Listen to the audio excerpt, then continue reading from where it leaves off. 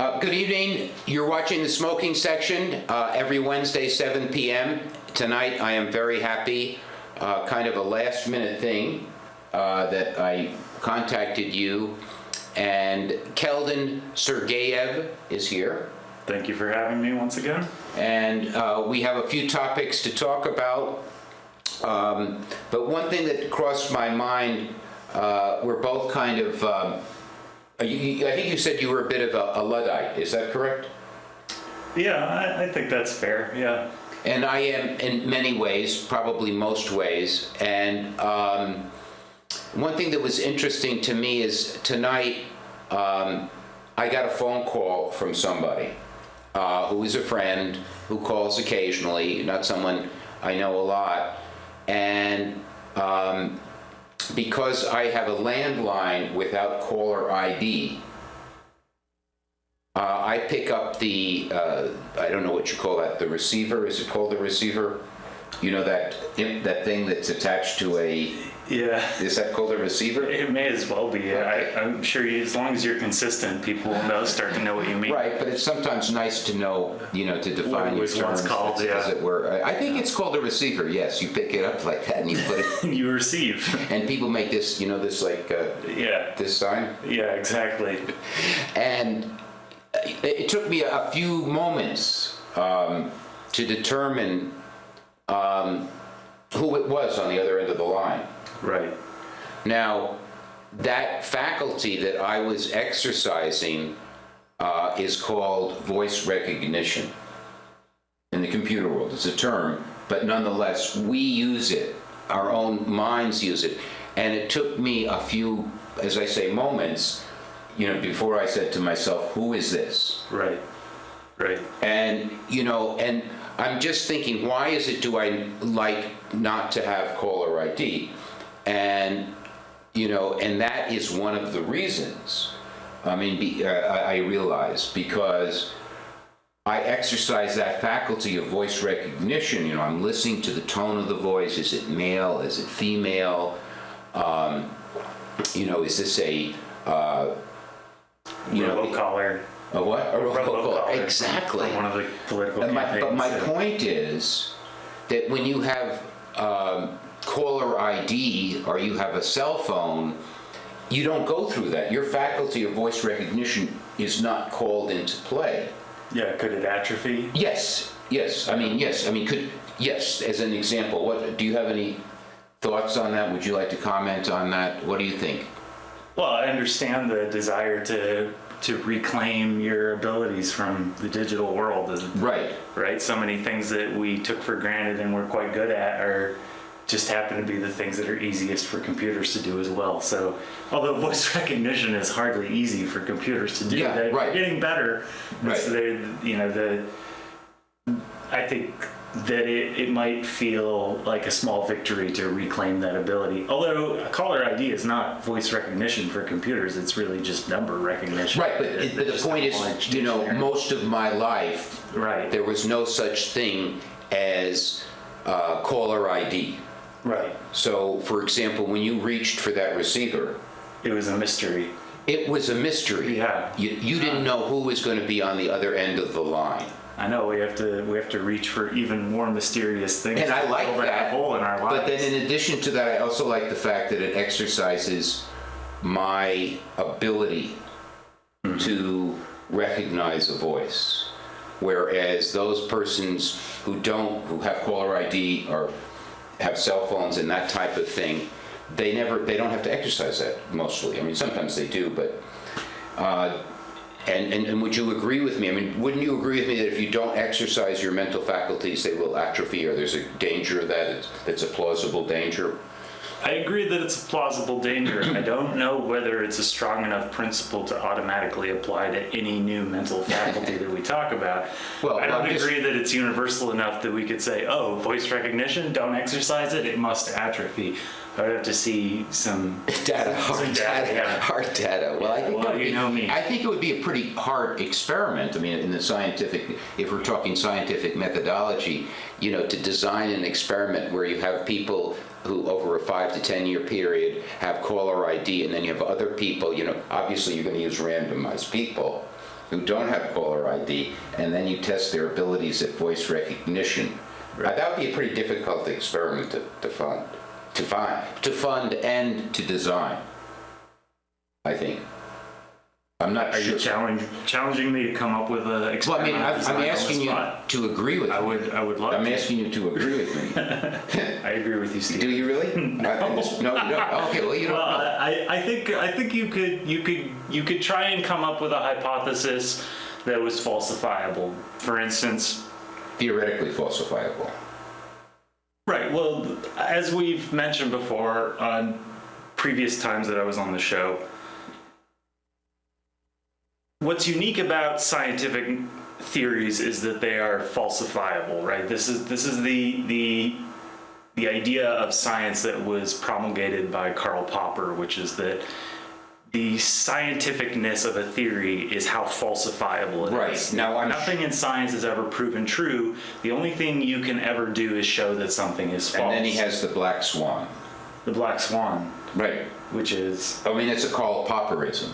It has to do with black swans. Is there black swan? I'm very, not very familiar with the passingly black swan, but familiar with Karl Popper, but yeah. maybe you could educate me on the. Well, no, black I can't because I don't know enough about it. I mean, are you familiar with Karl Popper? Pretty Yeah, familiar. as much as any engineering undergraduate is. And that is the philosophy of science, I believe you would call. I would subscribe to that. Not every scientist subscribes to it, I see. but I think that most scientists that think about and ask themselves, what does it mean to be scientific, tend to be drawn to Karl Popper. I mean, there's also the paradigm theory espoused by Kuhn, but I think probably your first love as far as scientific philosophy goes is going to be Karl Popper? Yeah. Because it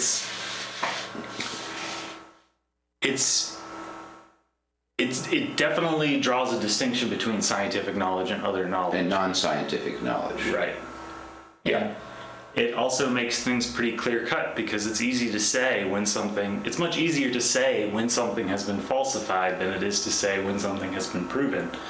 So why not take that low-hanging fruit and just grasp it completely and say, okay, we dispense completely with trying to prove things. Let's only try to falsify things. Right, And everything right. that hasn't been falsified yet, that's the sense. I've actually become very reticent about using the word prove and proven. Oh, is it because of me? No. It's just because of my, I mean, I will say there is evidence, but I will never say, I almost never say such and such has been proven. In fact, I probably won't even say it has been disproven. I will just say the evidence appears to, the way I interpret the evidence, I use the word evidence as opposed to proof. And, well, okay, that was my digression. And I just wanted to inform our guests tonight, our viewers, that we do, after many, many months of being incommunicado, we do have a telephone number, and I hope people will call and ask Keldin or me a question or voice an opinion. But this is the number, and boy, I hope I get a call, but I think without the phone, a lot of our viewers have, just gotten so depressed, and we may have lost. I think we could have lost thousands of viewers, basically, from that. Okay, let's get into the last time you were on the show. You were talking about the difference between causal and causative. Was that the difference? You were using the word causality. Okay. Quite liberally, and I was taking a small objection to that. Yes. Because in my education, causality refers to something very specific that actually has not much to do with what you probably wanted to describe. I thought that probably you wanted the word causation, not causality. Okay. Because causality is a term that's been adopted by the physics community to Causality. basically to refer to whether or not it is possible for two parts of the universe to have communicated. Because there are parts of the universe essentially that are, doesn't matter what reference frame you are in, they are too far apart for light to have traveled between them. Oh, really? Okay. Right? Yeah, I'm not really understanding, but that's causality. Right, causality is whether or not light could have traveled between these 2 points, and all known physical forces propagate through the universe at the speed of light. So if 2 pieces of the universe are so far apart that light could not have traveled between them, yes, then it's safe to say that no physical forces between the 2 points could have communicated anything between themselves. Okay, and causation? Causation is, I think, probably what you were trying to get at, which is more this notion that some set of events happens and then another set of events immediately comes after or follows the first set of events. Yes. And there's a physical mechanism. We hope, or we think. Right. I mean, because, for example, there is a Latin expression, post hoc ergo propter hoc. It's what's called, in the study of logic, a mistake, a common mistake that is illogical. So post hoc ergo propter hoc, because something happens after something else. Right. It is caused by it. So, for example,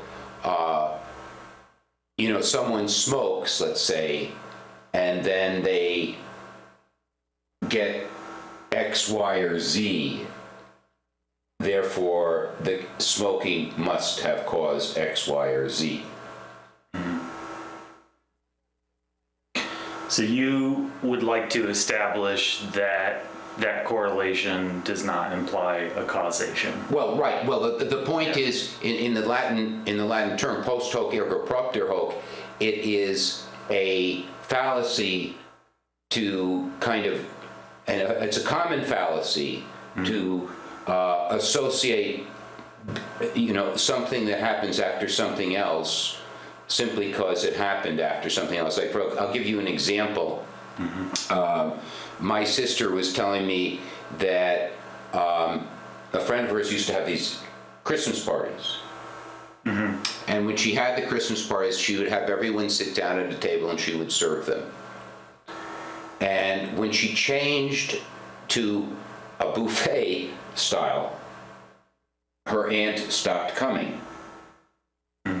So my sister assumed, or at least I inferred that she was assuming, that because her friend stopped serving it at the table, her aunt stopped coming. Right. And it's certainly plausible. Right. Yeah. Well, but it's not certainly not automatic. Now, I'm gonna forgive me for beginning with a disclaimer. Please. Okay. But I try to shy away from using the C word, causation. Yes. Okay, causation, yes. Because it's a delicate subject, especially because there are people like you out there that are making sure that, and by the way, this is a good thing, making sure that it is absolutely correct every time it's used. But basically in my research... That's a little strong. Absolutely correct every time it's used. I don't know if I want to cop to that, but I don't know if I put the bar that high, but okay, please continue. All right, well, okay, I won't hold you to it, but in my research, it's not as much of a concern whether or not there's a causation at play. People are more concerned with correlation and risk factors, And that's acceptable for the conversation to only include those and never use the C word of causation. But, Right. But so that's my disclaimer. I usually shy away from the C word, but let's delve right into it. Okay. For the purposes of this discussion. Right. So we're going to try and propose a hypothesis, and the hypothesis is something like buffet has no effect on whether or not, on to tens, right? Yes. Okay. So we want to, first of all, we want to come up with a hypothesis that is falsifiable, right? And then we're going to try and falsify it. Yes, if we're, and for the sake of argument, I will say I will go along with Karl Popper's definition of the scientific method. Right. Okay, so can we falsify that hypothesis? I don't know. I mean, can we falsify that hypothesis? Well, we could have a buffet and then the aunt shows up and then we've clearly falsified the hypothesis that Right. a buffet makes the aunt. Well, not necessarily, because she could have changed her mind and originally stopped coming because of the buffet. I mean, we could, yes. I mean, assume she's not a dynamic character. She doesn't change. yes. Okay. Well, I mean, I wasn't saying it's implausible, probably not right, but my sister jumped to that conclusion, Right. which is a perfectly plausible conclusion, but it is a kind of post hoc ergo propter hoc. The primary evidence was A happened, then B happened. B must have been caused by A. Right. Well, you can eliminate or avoid that fallacy or the risk of that fallacy completely if you then go on to try and falsify your hypothesis. And if you don't succeed, then it continues to be scientific knowledge. And if Let me give you another example that's a little closer to the tobacco issue. I heard this man say that because he held his daughter when she was, or not his daughter, but his granddaughter, when she was a child, a very, very young child, and he was smoking cigarettes at the same time, that his granddaughter went on to develop asthma. So he concluded that because of A, holding his granddaughter and smoking cigarettes, and then B, she got asthma. That's tough. That's tough because that's, as a parent, probably want to blame yourself, but it's one data point, and it's very hard to make a conclusion about one data point. And furthermore, the hypothesis that you might develop can't really be tested because your daughter only grows up once, right? So I would say probably in that case, it doesn't really do anyone any good. Well, unfortunately, we have the public health profession, which is always trying to say that smoking is associated with asthma. Right. Even though that is patently disprovable, falsifiable. Okay, so it's falsifiable. You say that as if it's a bad thing, that it's falsifiable. No, I mean, it is falsifiable to some extent, and because as smoking rates have declined in this country and as exposure to secondhand smoke has declined, asthma rates have climbed at very high rates. The rate has gone up exponentially. Okay. So I would say that's a pretty good falsification, although not an airtight falsification. I don't think that necessarily falsifies it. This is probably a realm in which you have a lot of confounding variables. I actually don't know what asthma is correlated with, and it might be correlated with many other things, and it's pretty hard to tease out whether or not those other things can explain the rise. Well, certainly it would be hard to blame it on smoking. If smoking rates decline, exposure to secondhand smoke declines, rates of asthma go up. And I'm not talking about, just like a little bump or a little blip someplace. I'm talking about over a 30 to 40 year period. Right. I think probably what you would be able to conclude from that is that smoking is clearly not the only risk factor in asthma. You couldn't infer anything else from that? Like that smoking has nothing to do with asthma, or quite possibly smoking has a protective effect against asthma? I don't know why you would be able to conclude that. Well, I mean, because there's a strong correlation between the drop in smoking, drop in exposure to secondhand smoke, and the increase in asthma. So if you're using the statistical method, you've definitely come up with a good correlation.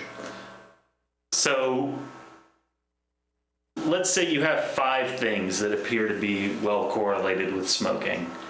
Okay, and then you appear to be well correlated with asthma. Right. And one of them is smoking, and you eliminate the smoking. Okay? Yeah. Or it decreases, but the asthma continues to increase. It could have been any of those other 4 things. I'm telling you that I'm not educated enough on the subject to say what those 4 other things are. Right. If there is literally nothing else that has been established as being correlated with asthma other than smoking, then yes, I would say that the fact that smoking has gone down and asthma has gone up does seem to falsify the claim that smoking causes, or that secondhand smoke causes asthma. And however, there probably are other things that are correlated with asthma other than secondhand smoke. Right. And I don't know anything about those other things. No, this is not your field of expertise. Yeah. Sure. You know, and but nonetheless, the public health profession, because they follow what's called the Lalonde Doctrine, which is a doctrine that came out of Canada, whereby the minister or whatever of public health in Canada said, well, often if we want to change behavior, we can't get into the ifs, ands, and buts that are normally in science. We have to present these things to the public in a way that they will react to in the way we want them to react. A visceral reaction. Right. So, we just say smoking causes, smoking causes asthma, and the statistics be damned, the evidence be damned. Right. That's almost there. We don't have time to explain the science. Right. And yes, they do this, well, because they see reducing smoking rates as the ultimate good, and therefore we can't get it, and the public is not something that can really understand these abstruse, concepts. So we have to present it in a very, very blunt. I always wondered about that. That's fascinating. I've never heard of that. Lalonde? Yes, Lalonde doctrine. That explains a lot. But I sometimes wonder whether or not the nuclear field would benefit from something similar, right? Because we have the threat of the catastrophic effects of climate change, and people frequently wonder out loud, do we have time to explain the science to people? I see. Yes. And so far we've gone along with, we have the time, so we're going to try and tell everyone everything about climate change and everything about nuclear power, and how civilian nuclear power, yes, it's perfectly safe. Right. And try and educate the public on all these really abstract things. What is a neutron cross section? What does it mean that this particular isotope lives this long and this particular isotope lives, 10 times longer? Well, let me ask you a question. So, we're going to go into this question, and it's a good question to go into. What does Bill Mckibben say about nuclear power?